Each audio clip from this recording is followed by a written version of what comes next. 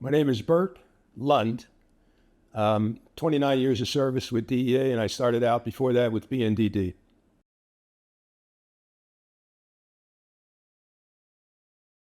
I think you have to go back a few years in order to answer that question.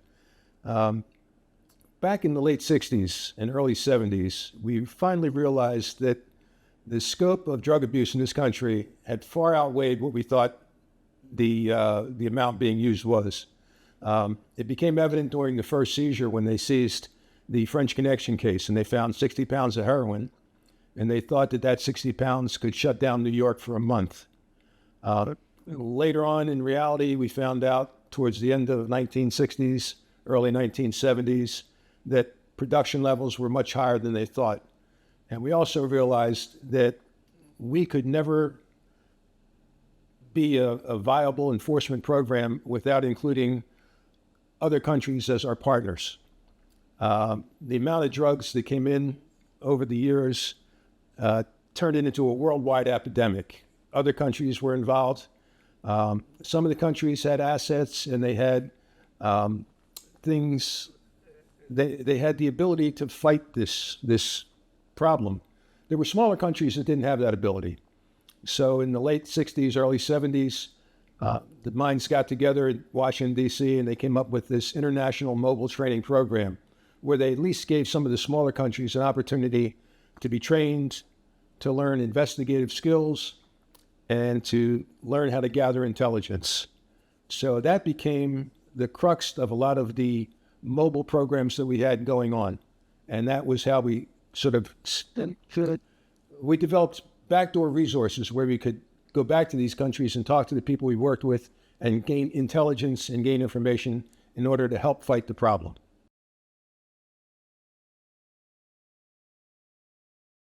That sort of piggybacks on question number one. And basically it was by working internationally with host countries and drug enforcement units, DEA helped to train and to assist them in their program development to fight narcotics and illicit drugs that were being produced and distributed within those countries. We helped to teach them how to interdict shipments. If you could interdict a shipment of drugs before it reached the shores of the U.S., it was a win proposition. It saved time, it saved manpower, it saved resources, far more than what we were doing here in the country as far as our enforcement efforts. We were able to stop the drugs before it hit the shores, thereby releasing some other guys and other agents to do other work and to travel to abroad to other countries and work with those enforcement agencies.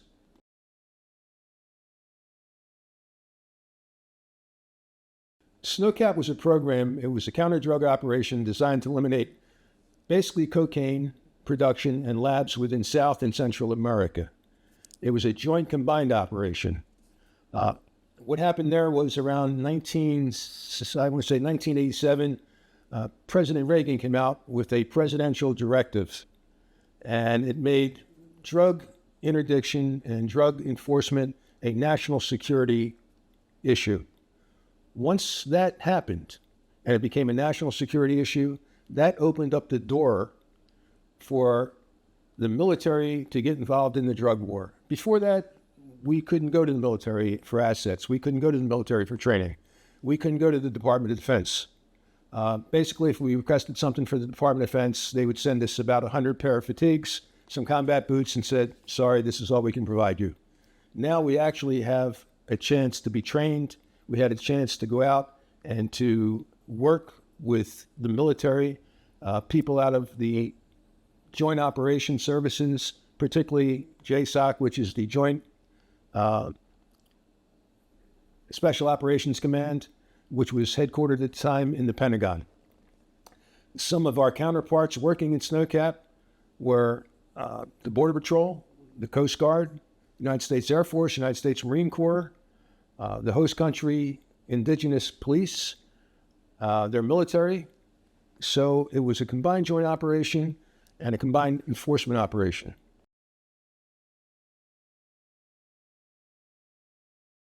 The regions were basically Bolivia, Peru, Guatemala, We had some cursory operations going in Ecuador at the time, and a few in Central America. Belize was one country in question. We had snowcap teams in Bolivia. We had them in Peru. Peru was exceptionally dangerous because the team was located in an area called the Huaga Valley in Peru.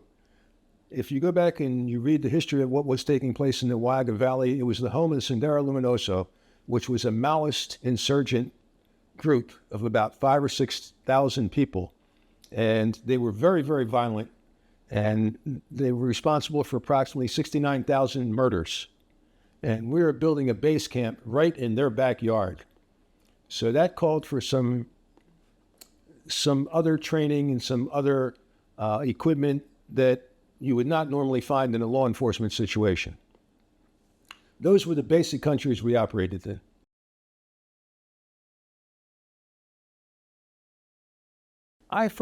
In order to answer that, I have to go back before I actually got to Snowcap. I had applied to be a team leader in Snowcap around 1988.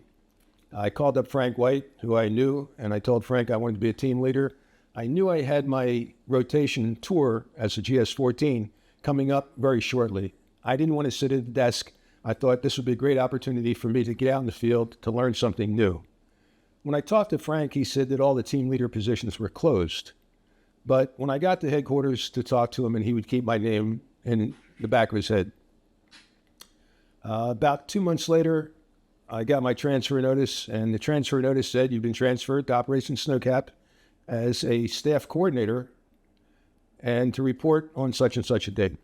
I showed up, I met with Frank. Frank said that he had some plans for me, but for the present, I was going to be the Bolivian Snowcap coordinator and handle all the operational activities going on in Snowcap in Bolivia.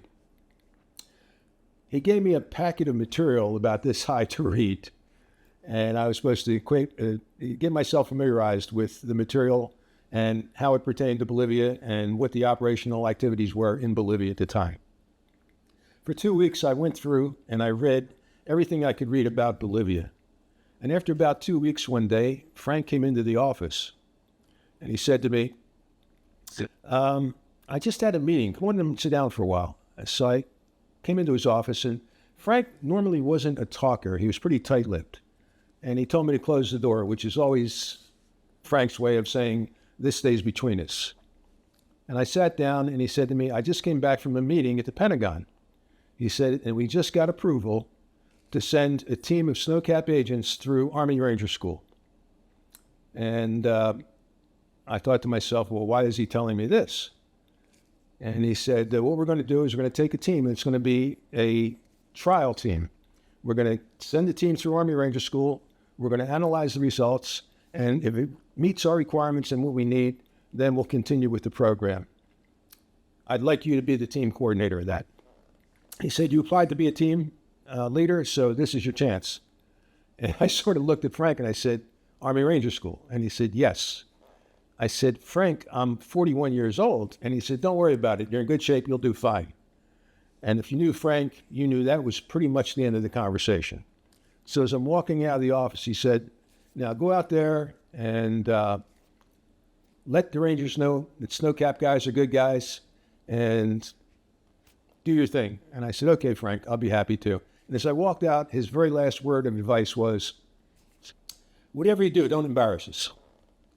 So that was my inroad to being a team leader. I had a team now. It was going to be in Columbus, Georgia. We were going to go through Army Ranger School. And about 4 days later, I'm on my way down to Columbus, Georgia. I met that night with my team. It was about 12 or 14 snowcappers. We sat down, we had a few beers, we talked about what was about to come. The next morning at 6:30, there was a bus out front. We got on the bus, and it took us to Fort Benning, Georgia, where we went to this area called the Hominy Church area. We got out of the bus, there was a big sign, 4th Ranger Training Battalion, and our first experience upon setting feet right there in the Ranger training camp was about 5 or 6 Ranger instructors came out. They told everybody to grab your bags, and in typical Ranger fashion, They don't point anywhere. They say, grab your bags and move that way. And they pointed to a building, and they said, when you get to the building, there's a yellow line. Put your bags down in front of you, put your feet on the line, and stand at attention, which we all did. About a minute later, this gentleman, an Army sergeant, comes walking around out of I don't know where, and the guy looked like he was right from Central Casting. He looked like he could have been a mass murderer or joined the Army, and thank God he joined the Army. He was a sergeant major, and he looked really rough. His name was, I forget his name, it was Command Sergeant Major, whatever his name was. And he started out in a very low tone of voice, and he said, you guys are now Rangers. From this point on, you answer to me. He said, if any point in time you feel like you want to drop out of this program, you're free to do so. But until you do so, you belong to me. He said, now, I want you to grab your bags, go into that building behind you, put on your PT gear, come on back out, and stand on the line. And he said, you got 5 minutes. And we just sort of stood there looking at each other. And then all at once, after about 5 seconds, he screams out in a voice, what the are you waiting for? And it was like, oh my God. So we all ran into the building. And about that point in time, I thought to myself, oh, this is great. Just 9 more weeks of this. So we all got dressed out, came back out, stood in a line, and that was the beginning of our entry into Ranger School. We did the PT test, 3-mile timed run. We did push-ups, sit-ups, chin-ups. And anybody that didn't pass the course or pass the test had to do remedial physical fitness work, which I can tell you didn't want to do. And that was my first experience. And then we went through Ranger School. Ranger School was really unique. For the first time, we were taught combat operations. Now, this wasn't typically something that DEA agents got involved in, but this was a whole new ballgame. We learned combat weapons, which was every machine gun, every automatic weapon that the Rangers issued at the time. We learned about explosives. We were taught how to use C4, how to use det cord, how to blow things up, basically. We were taught how to use claymore mines, which is an anti-personnel mine that you plant if you're in an ambush situation. We learned how to do fire maneuver. Fire maneuver is a combat technique where you can outflank your enemy. We learned how to do land navigation in a jungle environment. Also, small unit tactics, how to move on a patrolling situation, how to outflank your opponent, how to set up ambushes, how to pull back and break contact from an ambush. Some other things we did, that was the initial phase of Benning. That lasted for 3 weeks. The next phase was the mountain climbing phase, and we went to mountain climbing school. And of course, we learned rappelling. We learned how to do mountain climbing work, how to rappel out of helicopters. We were rappelling out of a helicopter at 160 feet in the air. The one thing they wouldn't let us do is parachute jump. There was no need for that. And we weren't going to be calling in artillery. So those were some of the things that were cut out of the program. And again, this was a trial program, so we wanted to see what worked and what didn't work. We were taught night operations. We were taught camouflage techniques. We were taught combat medical life support, where we gave each other IVs. Probably one of the most unique things, we were brought out to a combat infiltration course. And the combat infiltration course, if you can imagine a football field, from the goal line to the 50-yard line.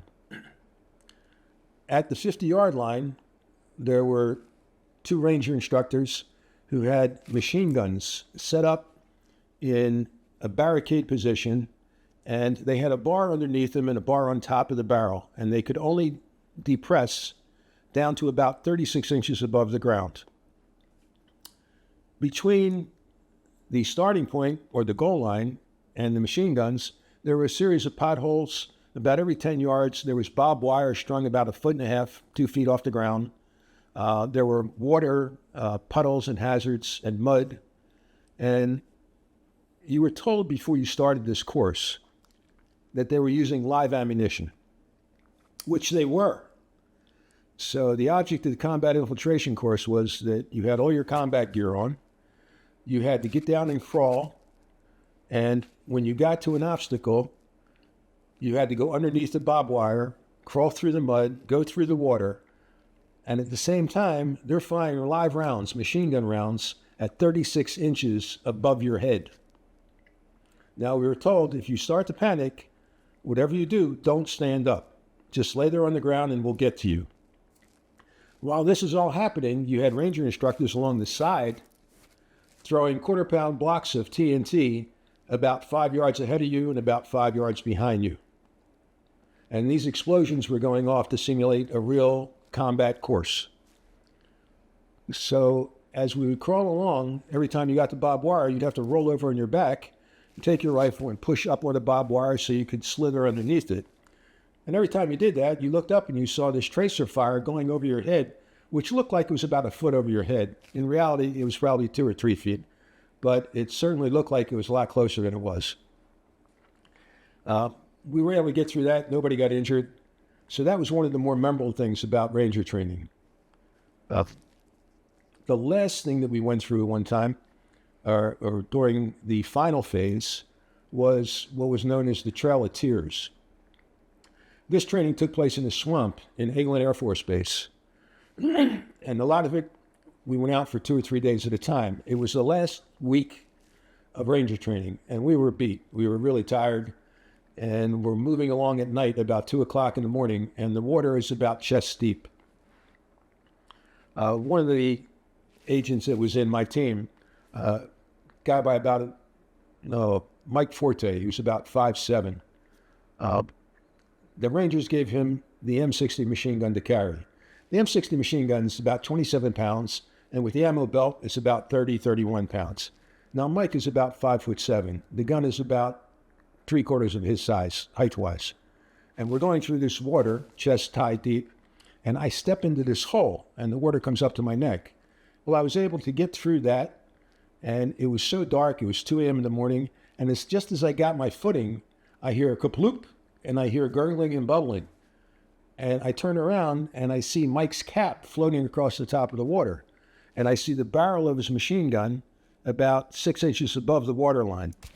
So I reached back, I pulled that gun up, and Mike was attached to it, and I got Mike under the arm.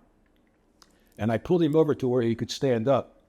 And he looked at me, and he with such a look on his face, and he looked just like he was beat up, and he just looked right into my eyes, and he said, "Why didn't you just let me die?"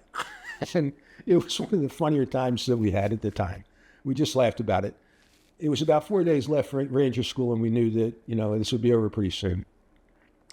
That was some of the things we went through in Ranger training, and I can tell you that there was probably no DEA agents that were ever trained as thoroughly in combat operations as Snowcap agents were at the time.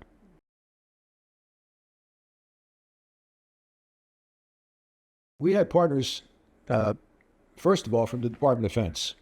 A lot of the training, Jungle School in particular, was put on by the 7th Special Forces Group out of Fort Sherman, Panama. A lot of the guys went to Jungle Training School. It was a 2-week school sponsored by the 7th Group. Later on, we began to work very closely with the 7th Group because we needed commo support out in the jungle, and we needed real medical support. Now, Special Forces medics are trained physician's assistant. They can literally operate on you. They can open you up if need be. They can do surgery. The guys are just unbelievably talented when it comes to medical support. So we had one of those guys on each team. SEAL teams, I think it might have been SEAL Team 2. We had a couple of Navy SEALs working down in an area of Bolivia called the Trinidad, which was where the waterways were. And they did some small boat operations and did some training of the indigenous people down there. And they worked hand in hand with the DEA snowcappers that were stationed in the Trinidad area. The Customs BORTAC unit, which is the Border Patrol part, their tactical group were actually embedded with us, as well as a group from the 7th Special Forces. The times that I went down to Bolivia, they were down there and they were training the UMOPAR, which were the Bolivian Special Forces, right there in our base camp. And I have some photographs of these that I can provide you with. One of the things that Frank had told me early on was that once I went through this training, he had some ideas about how I could deploy, because every position was taken up as a team leader.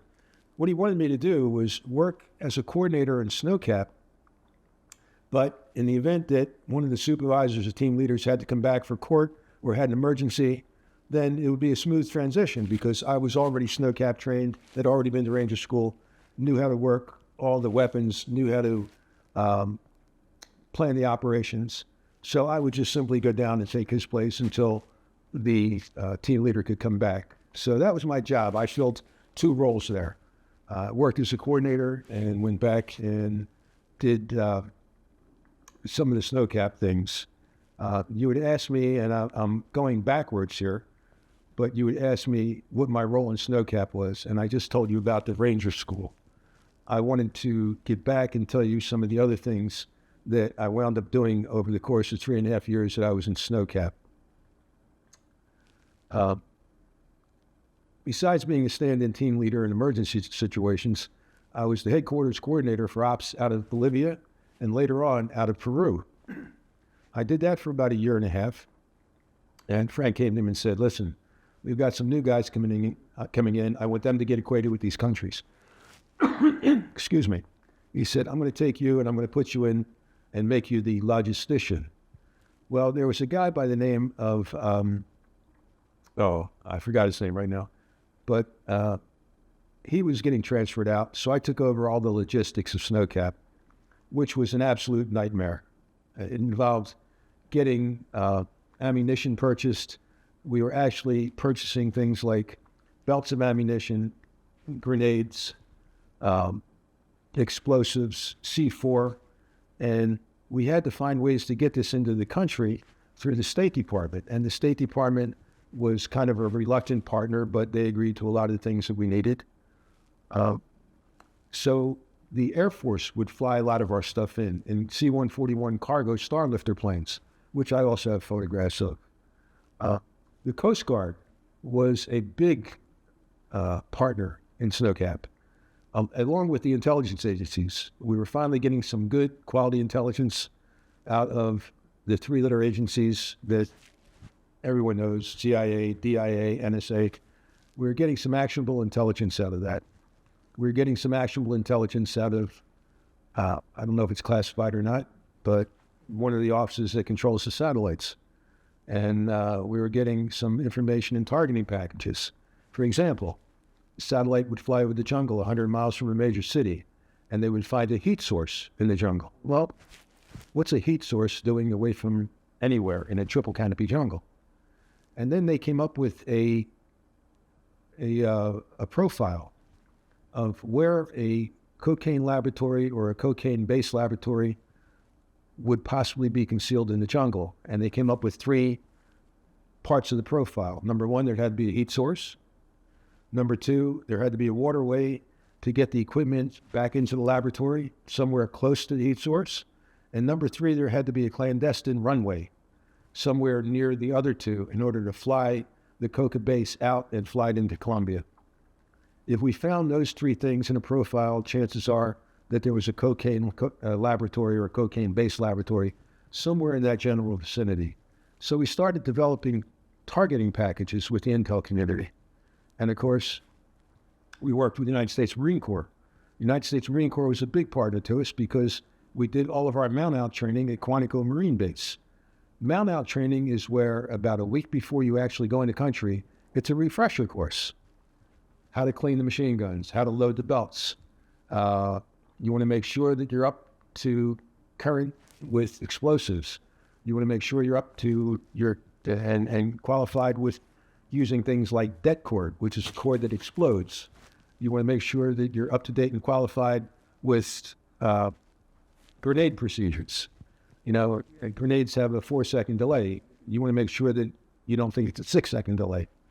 So we had to go through all these things again every time you went into country. They had man-on training at Quantico Marine Base. So they were a big partner to us. I mentioned the Air Force already. They were our transports. They were our Uber people. They took us out and they flew us back a lot of times. So these were some of the groups that we worked with: SEAL Team, Green Berets, Border Patrol, Coast Guard, intelligence community, Air Force, Marine Corps, United States Navy, State Department. And that pretty much was our partners at the time.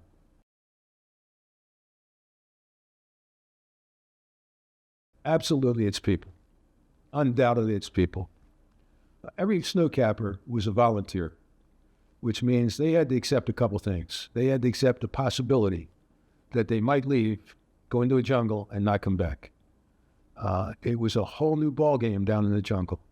There were diseases down there that we had never heard of. We had snowcappers coming back with blood disorders from parasites. We had to send them to Walter Reed Army Hospital and get them infused with all sorts of different antibiotic cocktails. We had, if you were in the Peruvian branch of Snowcap and you went to Peru, you're in a base camp where occasionally the Sendero would fire rifle grenades into the camp. They had these rifle grenades called enstalases that occasionally at night, 2, 3 o'clock in the morning, they'd be firing them into the center of the camp. And of course, all of our barracks were sandbagged around the outside. So the first thing you had to do was hit the deck, because you had about a 4-foot high sandbag revetment around your barracks. So those were problems that we had to deal with. We had barbed wire entanglements around the camp. We had to clear fields of fire so that we could have machine gun placement, so that you had interlocking fields of fire. These were all things that you're not going to learn at the DEA or the BNDD Academy. So we learned how to set up machine guns at different level, at different points, so that they had interlocking fields of fire. So if one machine gun went down, the other one could keep firing.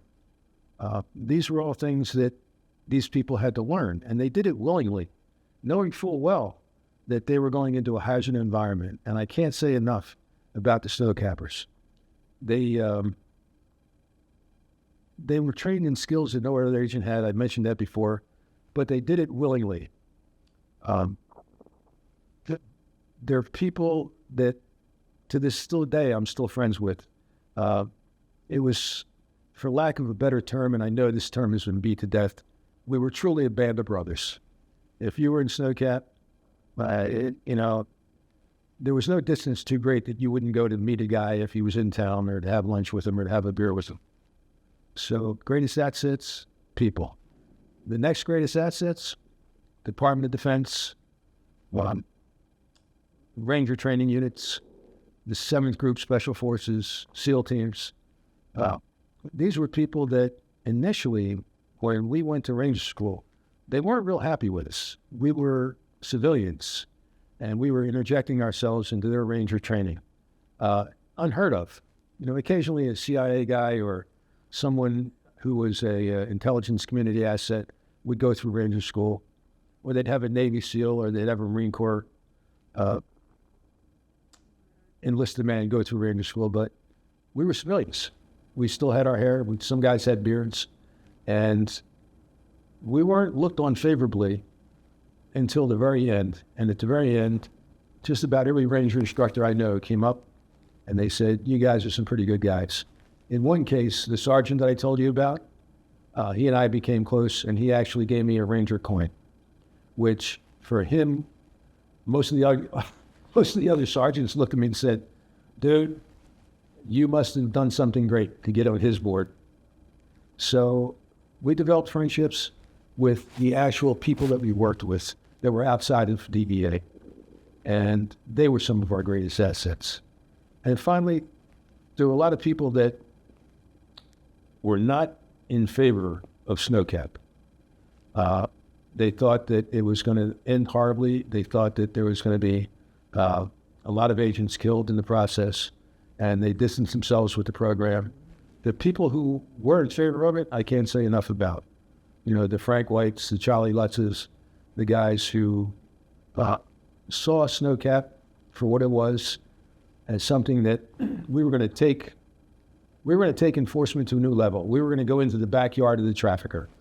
We were no longer going to let him come into our yard. We were going into his yard, and we were going to take it right to him. We were going to destroy his lab.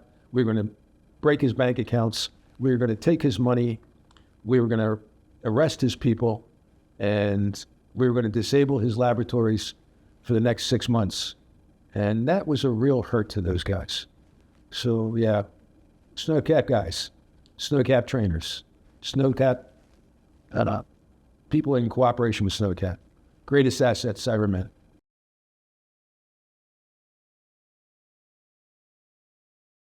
I can do an hour just on that. The challenge is, if you came into Snowcap towards the later years in Snowcap, 93, 94, everything was working well. It was an oil machine. It could run itself. The coordinators didn't have a problem getting things taken care of. They got equipment into the country, no problem at all. Everything was already greased. If you got into Snowcap during the initial stages of Snowcap, there were challenges that were, for lack of a better word, undaunting. You know, I got in there about 1988, the end of 88, and the beginning of 89, and we were still trying to figure out ways to get food to the guys in Snowcap, because a lot of the agents were, as I said earlier, were coming down sick from eating on the local economy. And before they went to Snowcap, they had packaged up boxes of tuna fish, of canned chicken, of pork and beans, and food that they could send down to themselves to avoid getting sick. Well, we were finding out the food wasn't getting to them. In the early stages in Bolivia, guys were living in tents. They had no defensive perimeters around the tents. They had no walls. These facilities were being built. So we had to sit down and figure out ways to get things like concrete. You know, how do we get concrete into these areas? How do we get people to build these things? Who do we get to build these things? Who can we trust to build these barracks and these quarters? It was just overwhelming. We'd go out to lunch, myself and the other coordinators were John DeGravio, Steve Castile, and Mike Long. John DeGravio was running Bolivia at the time as the Snowcap coordinator of Bolivia. I was taking over his position. Steve Castile was pretty much the guy that was one of the first guys that actually deployed. He was getting ready to go upstairs to the 12th floor to be, I think it was Terry Burke's horse holder. You had Mike Long, who was handling everything in Peru. And that was a nightmare because they were trying to get a 3,500-foot C-130 capable runway built by the base camp. And as we were trying to build the runway, they were getting shot at, they were getting sniped at. They'd come out and they'd lay some concrete, and the Sendero would place some Semtex, and they would blow it up. So we'd have to go back and do more concrete. And these were things that were totally out of our lane. We had no idea. How do you order concrete? Where do you order concrete? How do you get it to Peru? How do you get it through the State Department? We would go to lunch and we'd talk about these problems. And usually about every time we got back from lunch, we had the problem solved. And we would take it to Frank and we'd say, Frank, listen, I think we can do it this way. And he'd say, write it up. And we go, okay. So we would write it up and think, okay, we got it. And Frank would take it, sign off on it, and send it upstairs to Chuck. Chuck. Forgot his name. It was Frank's boss. So we would send it upstairs to Chuck. Chuck would take it, read it, call up Frank, say, you think this will work? Frank would say, yes. Chuck would send it up to Terry Burke, who was in charge of operations at the time. Terry Burke would sign off on it, and the first place he would send it is to the lawyers. The memo would go to the lawyers, come back to us. All red lines, different things. And we had to go back and rewrite it. So this went on, I mean, time and time and time again. But we kept plugging away at it. We kept writing up these things, sending them up the ladder. Ladder would say, okay, we can do it. Send them over to lawyers. Lawyers would say, yes, maybe, we'll check and see. Check with State Department. So then while we're doing that, simultaneously, we're starting to work with all these new partners, Department of Defense, the Army, the Ranger Corps, SEAL teams, 7th Group Special Forces. Well, now we have to develop standard operating procedures because our standing operating procedures are entirely different than what the military uses. So we had to come up with standard operating procedures and memorandums of understanding that somehow bridge the gap between those two things. So in 88 and 89, we were writing volumes. We would send it over to the Pentagon. Pentagon would look at it, send it down to the 7th Group Special Forces. They would write a response. It would come back to us in channels. It was an absolute nightmare. And things moved slowly. They moved turtle slowly. And we would be writing up more memorandums of understanding. I think I must have written, 100 memorandums of understanding. And one of the things that we really had to get together was our rules of engagement. DEA's rules of engagement are when you can use your weapon, when you can't use your weapon, certain operational techniques. The Armies and the Marine Corps and the SEAL teams in 7th Group, entirely different standard of operations, and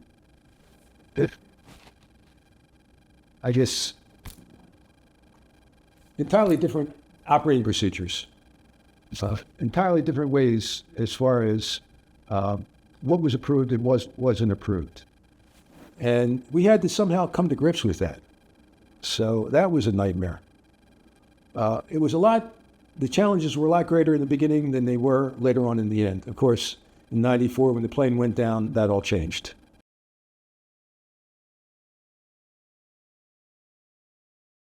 One of the things that we had was that we had to practice with what's known as spies rigs.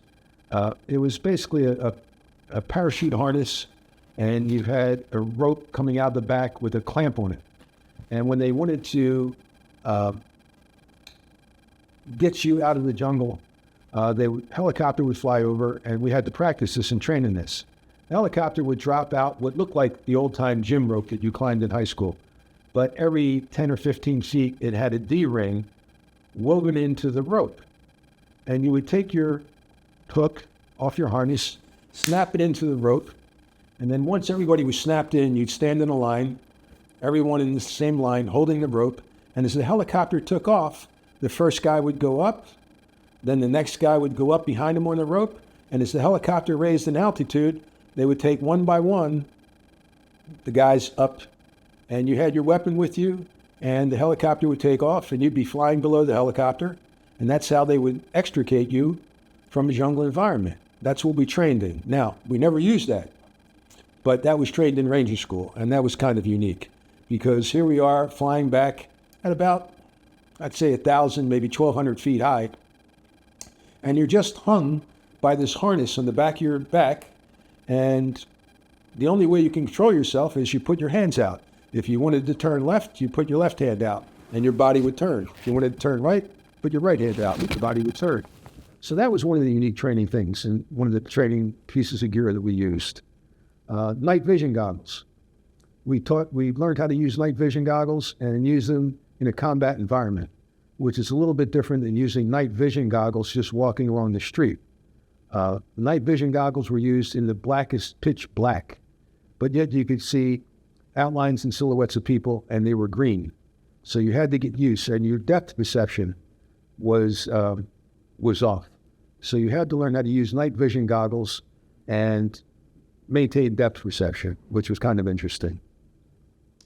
Those were some of the high points as far as specialized gear we used. Of course, the radios and the comm gear, and we had a comm guy from the 7th Group with us, but he taught us everything we needed to know about radios. Oh, one of the points I missed about training, one of the big things was land navigation. We had to go through and learn land navigation, but not just land navigation, say in an open field. You had to learn land navigation in a triple canopy jungle, which you can't see any terrain features. You can't see the mountains. You might not be able to see the sun. You have to go by a compass. You have to count your pace. You have to have pace beads and count your paces to a certain point. It was really, really hard to navigate in a jungle environment. The other thing that was really crucial was we were taught survival, evasion, resistance, and escape. That's a survival school. It taught you how to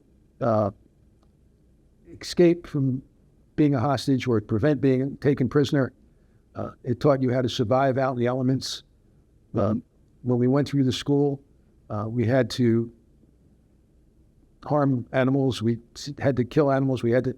They took a snake, they skinned the snake, they put it over a campfire.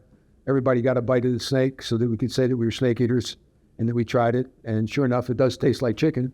So those were some of the things that we did that were really unique.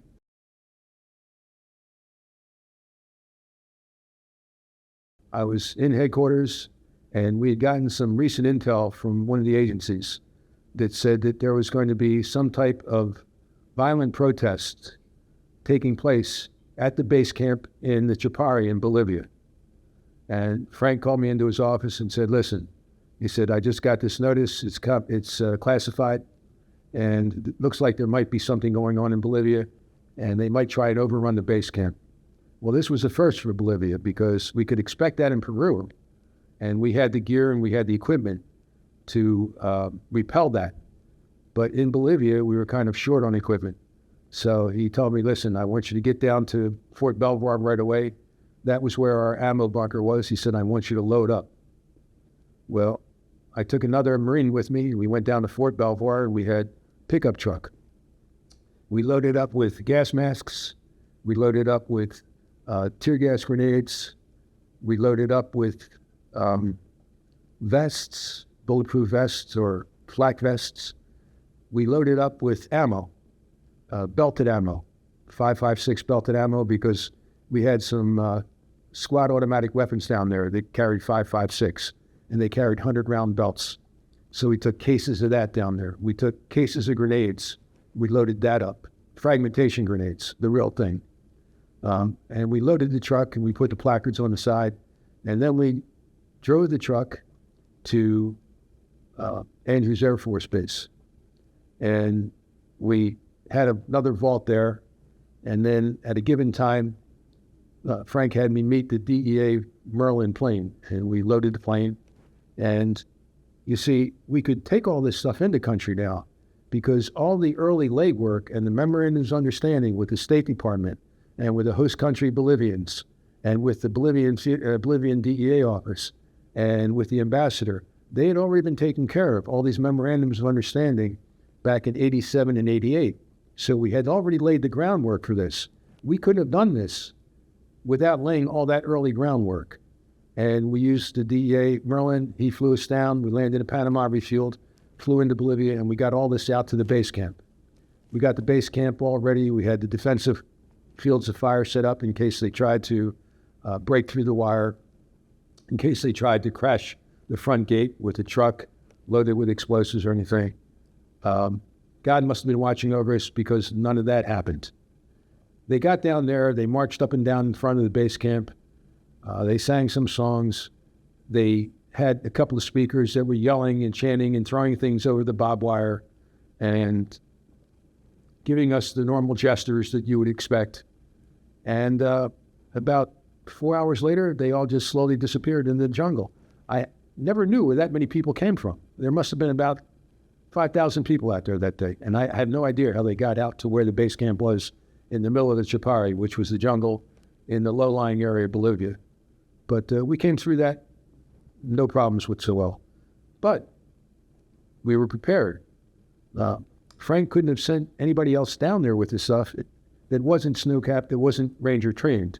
So because of Frank's foresight and getting at least one coordinator Ranger trained, then he had somebody that could go into country and could handle all this stuff and had the knowledge of operational knowledge and the training to do all that. And Frank had the foresight to do that, and I was fortunate enough that he picked me.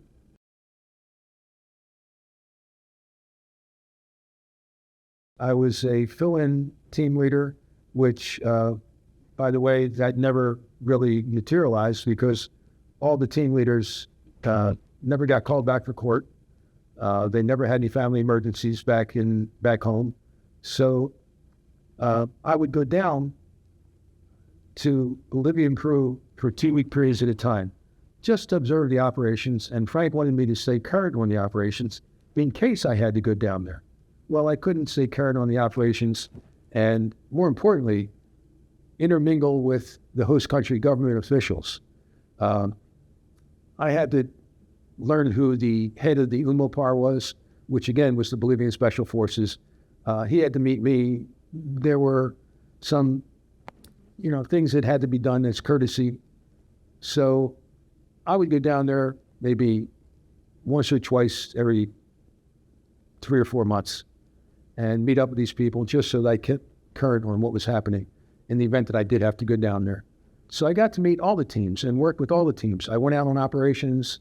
I have photographs of us going out operationally.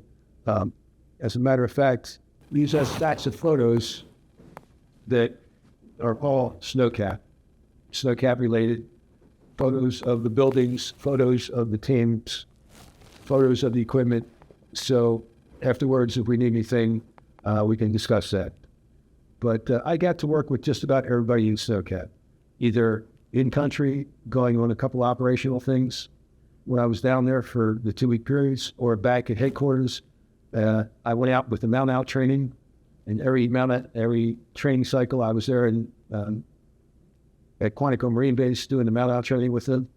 And I was also, I forgot to mention, part of the snowcap assessment team. Every time we had new agents that came through that wanted to be snowcap operators, they had to go through a week-long assessment. A lot of times the assessment was at Port Benning. A lot of times the assessment was at Quantico. And there was a team of about 5 of us. And as the new agents would come aboard, we had an assessment schedule where they had to do pretty much what we did in Ranger School. They had to do the PT test. They had to do the runs. A lot of the tests were taken from Special Forces training, Green Beret training. We had a guy that was assigned to us from Delta. And I don't want to mention his name, but he was assigned to us. He was a colonel, great guy. And a lot of the assessment programs he helped set up, because they're programs that challenge you both mentally and physically. For example, one of the challenging programs was you reported at a certain time and place, and you were given a 35-pound rucksack and a rifle. You were told you had to go run down the road, and you had to go down there, and you had to be at a certain point down that road that you didn't know where it was.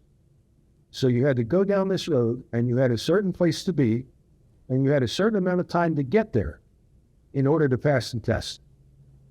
So some guys started off running, some guys started off walking, but there was a time element. If they walked too long, they didn't pass the test. If they ran too far and they got exhausted and they couldn't make it, they didn't pass the test.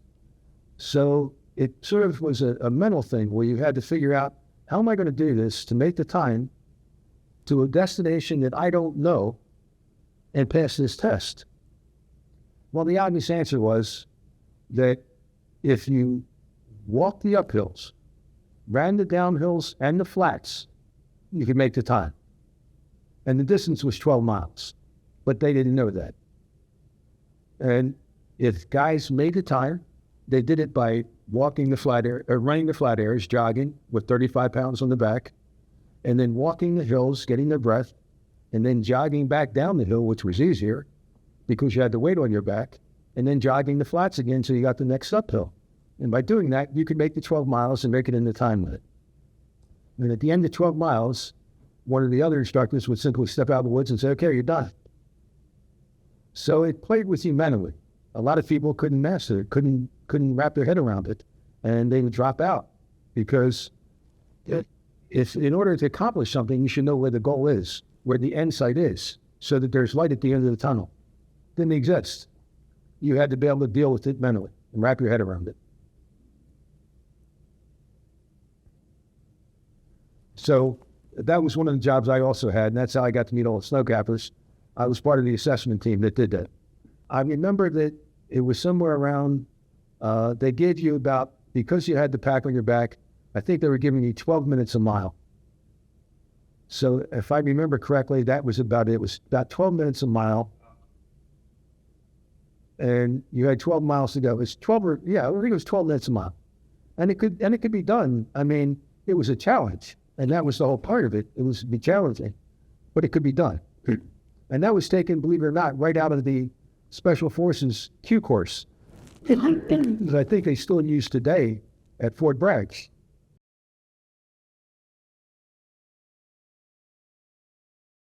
The victories were psychological to some degree because for the first time we felt like we were doing something. We were there in the trafficker's backyard. We were there where he slept and ate. We were there where his families lived in that country. And to some degree, that caused them a great deal of concern. And we knew that for sure because they started putting bounties on Snowcap agents. And we got that word through the intel community that there was a bounty on Snowcap agents if any of them got caught.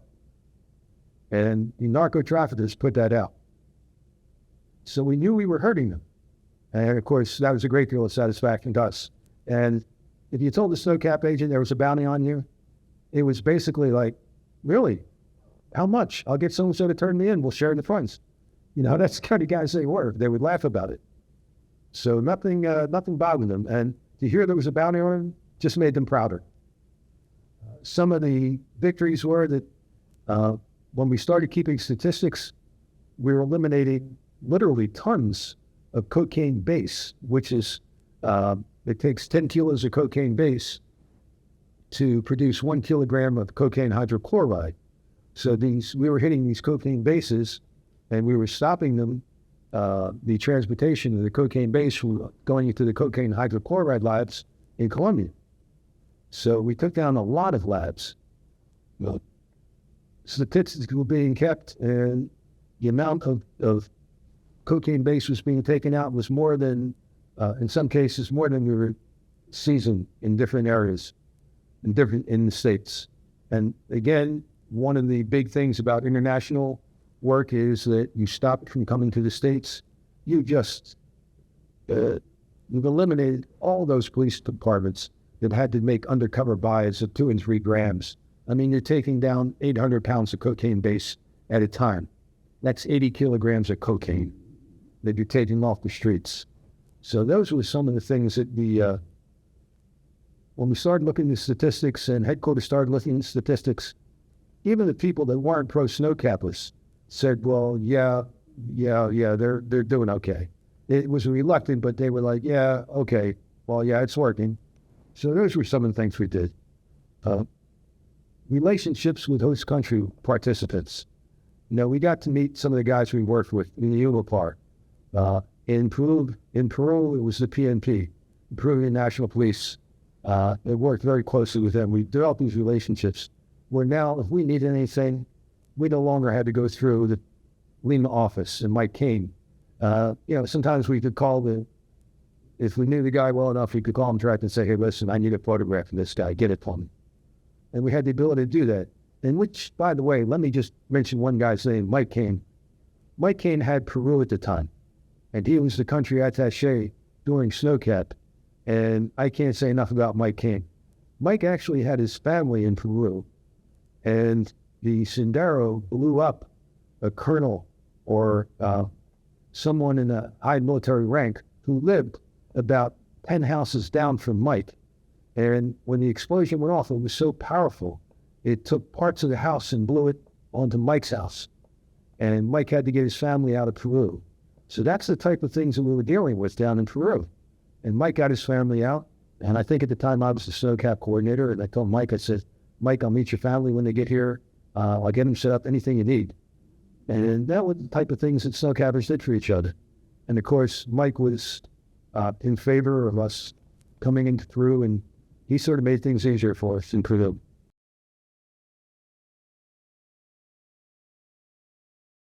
For years, DEA was the only agency that was accepted into foreign countries.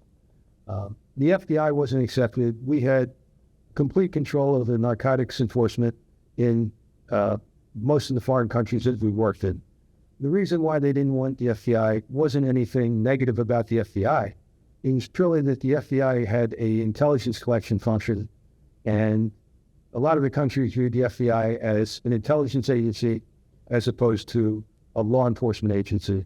And they had concerns that they were coming there to do some spying work or whatever. And that was the word that we got, and why they didn't want FBI. Later on, through memorandums of understanding again, and the fact that we now had John Lawn working as our director, that was all cleared up. And of course, we started out having FBI agents actually in DEA offices over in the embassies. But the overseas work and how Snowcap related to that, we came out of that whole era with a great deal of respect from people who many times took us for granted, in the State Department. When the State Department found out what we were doing and how we were doing it, and the fact that we were doing it with a lot of professionalism, and that we were doing it with a lot of good relationships we were developing with host country law enforcement, host country military, it was a rewarding thing. We started to get a lot more respect, and we worked hard for that respect. But when it finally came, it was a good feeling. It made us feel good to know that we had done something. Now, of course, tragically, in '94, when the plane went down, all of us who were in Snowcap at the time knew that it was going to be over. We knew that we lost 5 agents, 5 good agents. One was one of my best friends, Frank Hernandez. Frank and I used to ride motorcycles every weekend. We jump on our Hollands, and we just drive in northern Virginia. You go down to the countryside, and you go get lunch. And Frank was one of the greatest guys I ever met. And then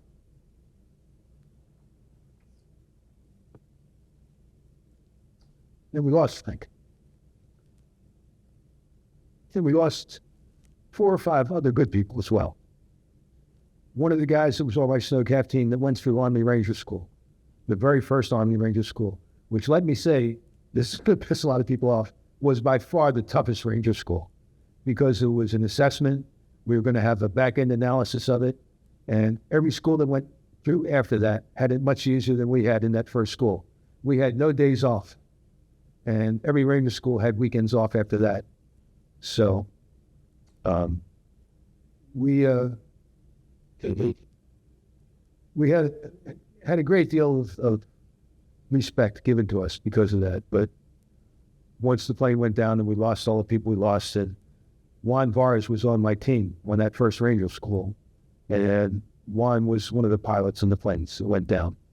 So we lost another good snowcapper that he got through that whole first Ranger School. And I have photographs of Juan and myself going through the Ranger School. So we came out of it with a lot of victories, came out of it with a lot of prestige, came out of it with a lot of good memories, and unfortunately came out with a lot of sad memories.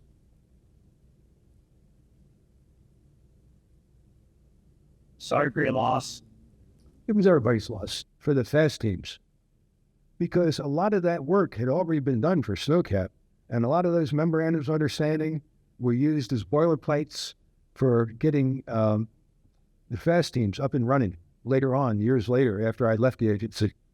And I can almost guarantee, because of the operational techniques that I've seen them use and read about them using, that a lot of the operational techniques, a lot of the procedures, the standard the operating procedures and the rules of engagement were taken from things that were already prepared and were in the files and in the archives for Snowcap. And I firmly believe that was one of the ways that the fast teams got moving so quickly.